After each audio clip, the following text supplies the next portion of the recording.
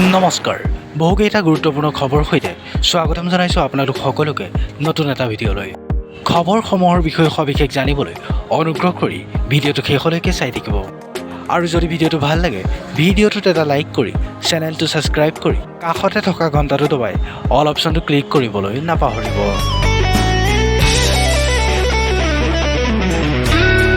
Video' আৰম্ভ কৰাৰ প্ৰথমতে জনাওঁ যে আজি অসমীয়া চলচ্চিত্ৰ জগতৰ যুগজয়ী নায়ক বিজু ফুকনৰ পঞ্চম মৃত্যুবাৰ্ষিকী। বন্ধু বান্ধৱীসকল, আমাৰ চেনেলৰ তৰফৰ পৰা প্ৰিয় অভিনেতাজনলৈ সশ্ৰদ্ধ প্ৰণিপাত জনাইছোঁ। লগতে অভিনয় জগতৰ প্ৰতি তেওঁ যি অনবদ্য বৰঙণি আগবঢ়ালে সেয়া যেন সদায় যুগমীয়া হৈ ৰয় তাৰেই কামনা কৰিছোঁ। লগতে জনাওঁ যে জনপ্ৰিয় গায়ক যুৱ প্ৰজন্মৰ হাৰ্টথ্ৰব জুবিন গাৰ্গৰ আহি আছে নতুন ছবি ৰৈ ৰৈ বিনালে।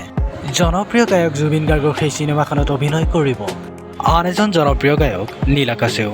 আনহাতে জুবিন গাৰ্গৰ সেই ছবিখন পৰিচালনা কৰিব বিশিষ্ট পৰিচালক ৰাজেশ ভূঞাই। বিয়াৰ কিছুদিনৰ পাছত পতি পত্নী গৈছিল ফুৰিবলৈ।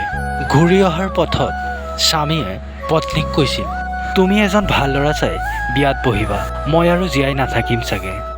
বন্ধু বান্ধৱীসকল, ৰঙিয়াৰ যুৱক মনজিত দাস ন কইনাক লগত লৈ ছিকিমলৈ ফুৰিবলৈ গৈছিল দুয়ো, কিন্তু নিয়তিৰ কি পৰিহাস, ঘৰলৈ ঘূৰি অহাৰ পথতে কোচবিহাৰৰ আলিপুৰ দুৱাৰত হঠাৎ উশাহ নিশাহত কষ্ট পাবলৈ ধৰে মনজিতে।